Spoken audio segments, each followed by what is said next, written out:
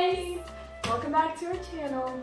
So today we're going to be talking about our tips and tricks and advice for incoming or returning music majors. So we're currently sophomores at university. Yep.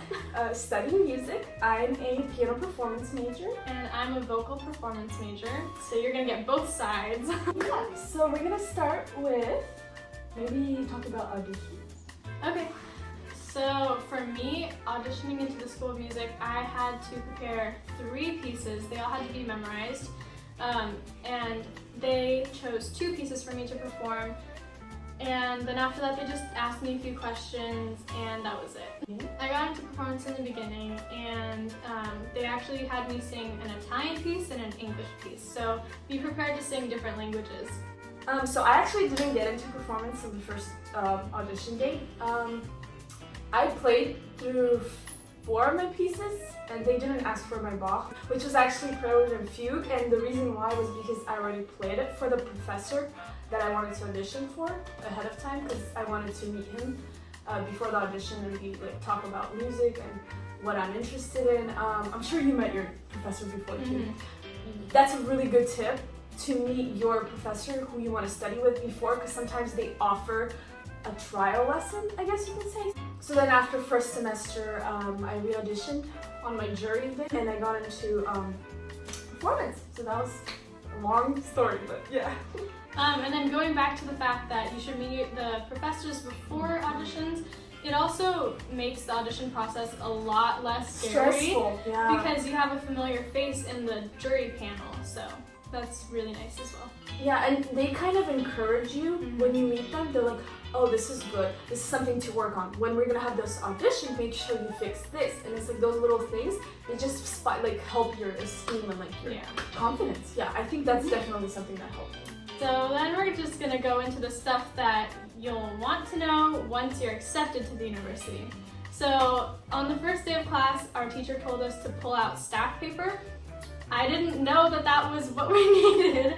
So I had to go around asking people for staff paper for the whole entire first week.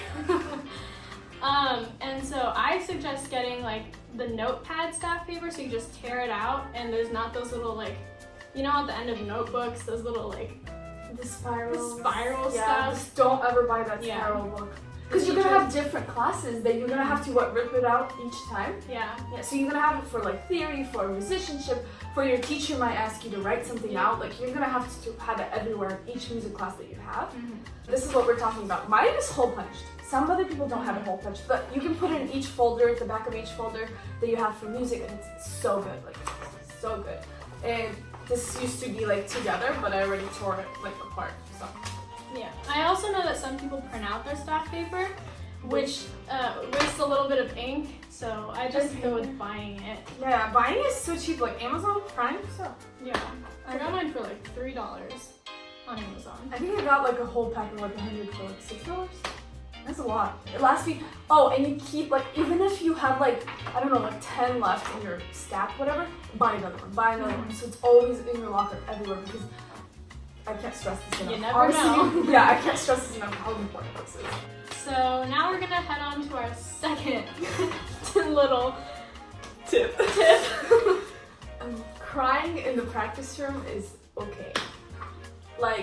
It might seem terrible to you right now that we're saying this, but you are gonna cry. Yeah. She's cried, I've cried, and we've called each other a bunch of times to cry to each other. It doesn't matter what it was about. Crying because, I don't know, I was struggling with the piece and I couldn't get the polyrhythm, because you know how polyrhythms are hard, so I was crying. And I called her, and it was in the morning, and she came, and I was I hate this, thank you, I hate Chopin. Yeah, but I love her. Yeah, and then with that, we always say ooh, I'm quitting, I'm not doing music anymore, this Literally is not the life for every me. time. But you just keep on going. If you know this is your passion. Yeah. And don't quit. You don't quit. You do have, everybody has doubt, but you don't want to if you know this is for you. Because I wanted to quit, Don't give up. Don't give up. I wanted to quit, 5 times, dude. Yeah. In 1 year. All in 1 year. Now we magically have Dutch Bros. So our next little thing is making a practice schedule is essential. So, I actually have a long story about this. So, in the beginning, when I started, I didn't think ahead of time when would I practice between which classes. Would it be like after classes or before classes? I had no idea. So my first semester was a mess because I was just doing like going with the flow. Oh my god, I didn't practice. I didn't practice. Oh my god, I didn't practice. I have a lesson. Oh my god, I didn't practice, you know? And my second lesson, I actually got a different teacher who encouraged me to write out my practice schedule on the left and then my daily schedule on the right, and include the time that you're going to practice. So that window, like the 2-hour window or 3-hour window, like you are practicing. Sometimes on some days, I don't feel like following the time that I gave my practice time, and I split it. Let's say I have an hour break, let's say I have another hour break, let's say I stay like 2 hours after all my classes. So like it depends, but like writing down exactly what you're also gonna practice and how, like let's say you're playing Chopin for 20 minutes, warming up for 10 minutes, and you time yourself. Like I have a watch, I can look at the time. You can set a timer on your phone, on your metronome. I have a metronome with the timer. It's very good. Also, not only do you need to set a timer, you also need to put your phone away. Yeah. Turn it. Oh my god, it always distracts me. So it's good to practice in the morning because people won't distract you because a lot of people are sleeping. Yeah. And I usually try to put it on airplane mode. So for voice, when I practice, I usually do warm-ups. Well, I'm supposed to do warm-ups. Don't usually do it sometimes. But I do warm-ups for hopefully 20 minutes. And then I move on to my repertoire.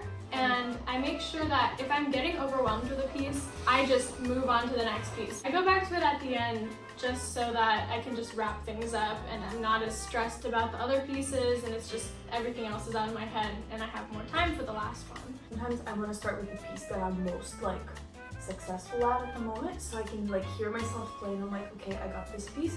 Okay, now I'll do the hard one, the one I'm most like anticipated of doing, you know? Meet friends, it's not bad. Like And it's nice to have friends to like do homework with. Yeah. Especially musicianship where you're doing transcriptions. Like I'm not saying cheat, but like you guys can like work together and be like, oh, like I hear that, or Yeah. someone's gonna be like, oh no, I hear this, and then you kind of replay it and you're like, you're right. Yeah, especially if they're chorales. Like some people are good at hearing the soprano line, some people are good at hearing the bass line. So it's good having different people and their different skills. And theory stuff too, because you can check off each other, like, hey, if I wrote voice leading here, how do I do this here? And you kind of just talk about it. You don't have to cheat, but it's just like, it relieves stress of doing homework. So our next little tidbit is skipping GE classes is fine, with the exception that it's like not an important day of class. And so Friends that are in the class. yeah, friends in the class can like send you what you guys did. I skipped a few math classes because I had to practice, and it's just kind of putting your career above stuff that you're never ever gonna use. Like I'm never gonna use math. Well, I'm gonna use it a little, but like it's not my focus. All of my G classes last semester, I skipped them 3 times at least because that's what they let you do. Like all of them. Yeah. I wanted to because like why would I not like use those absences? Yeah. And I still passed. I still passed all the classes, you know. So it's very good to find friends in each and every class. Get numbers on the first day of the class. Like I got like so many people's numbers, and I just like put them in the group chat. And you text each other, and you're like, if you don't have your book yet, someone's gonna send you a picture of it. I don't know. She's not gonna relate to this, but I'm saying that GPA does not matter because you're still gonna get your degree if you have a 3.0 or a 2.6. I don't know. What's the lowest? 2.2?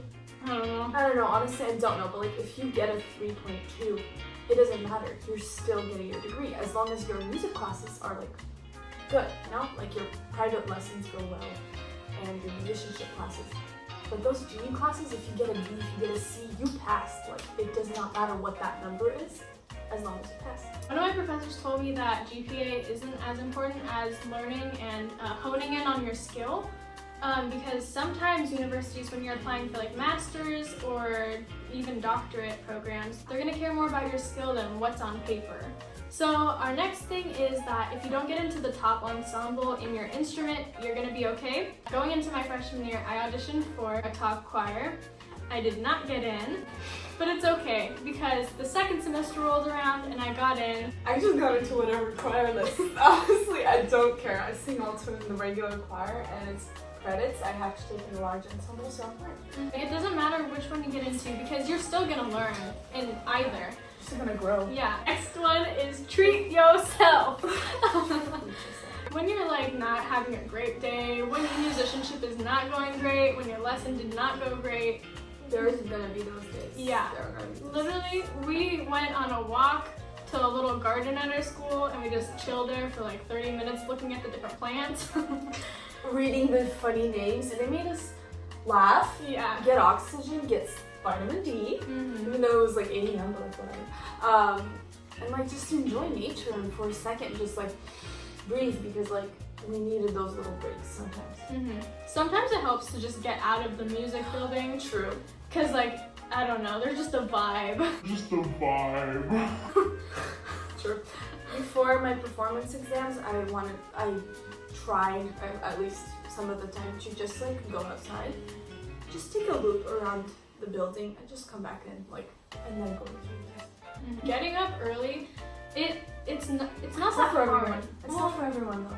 It's not for everyone, but it's not that hard when you have the mindset of, oh, I'm awake and half the people or even more of the people in my music department are still sleeping. I'm getting things done. I'm getting ahead. While they're sleeping, I'm working. So that's what got me It's a awake. motivation. Yeah, it's motivation. That's what got me out of bed too. I was like, I need to go practice. If you practice enough, you're gonna do good in your rep class, and that's where your skills are shown, like how prepared are you. The next one is you can buy used music books. Our school has this thing where if you go to the library, they have a used book sale like every 2 weeks of the month. And they sold books for like $1 each. It was crazy. They're like $2 $1 where they would have been like $20, $30. They So usually are like that expensive. yeah, grow your music library. Buy your musicianship books, because you're gonna use that going on forward for the rest of your life if you're sticking to music and teaching, because when you teach, you're gonna know those rhythm exercises, melodies, and stuff like that. Don't rent the books that you know you're gonna use later. Yeah. Because like they're a good resource, especially like for me, I had a vocal pedagogy class and we got a book, and some people rented it and they wish they hadn't, because the information in that book is so good that when they're teaching, they can use that book to teach their students. And since I was talking about musicianship and about buying your books, you actually have to practice musicianship and rhythms and melodies and transcription. I hate doing it so much, but Yeah, it's the worst. God. But you need to do it because it's just gonna help you as a musician later on in life. honestly, it's so hard to force yourself to do it, because you've been studying your instrument whenever you're playing for so long, and you love doing it, and you know how to motivate yourself to do it. Like for me, piano, I know how to force myself, like, oh my god, you're gonna play this in a week. Musicianship is the kind of art where it's like you don't see the progress necessarily, but it's there if you keep going. It's easier for me to sight read now. Rhythms and just pitches, it just makes it a little bit easier. I grew so much as a musician over this whole year, those 2 semesters that we had, especially with musicianship and sight reading, because it's so hard, but it's so good. Yeah, and for vocalists, practice piano because you're gonna need that. Like even if you're the best sight reader in the world, piano helps so much. And if you plan on teaching, like you're gonna need piano. You have to. Yeah. You have to know. So one thing we're gonna say at the very end, we mentioned so many like tips and tricks, and I hope those help you. And we're just gonna say it's not an easy journey. We're already having a hard time. Really hard time. Yeah, but it's worth it. It's worth it in the long worth run. it, because you're gonna be a musician, and if Yeah. something you want to do for the long run, this is for you, then good luck. Like, good luck. Yeah, You're good gonna luck. need it. You're gonna need it. Alright, so thank you for joining us today. Yeah, hope on you this enjoyed chill it. Talk. Yeah. It was so fun making this video for you guys, because we love sharing our experiences, because we're like so sophomores, serious. so we're so experienced. Yeah. Be back soon.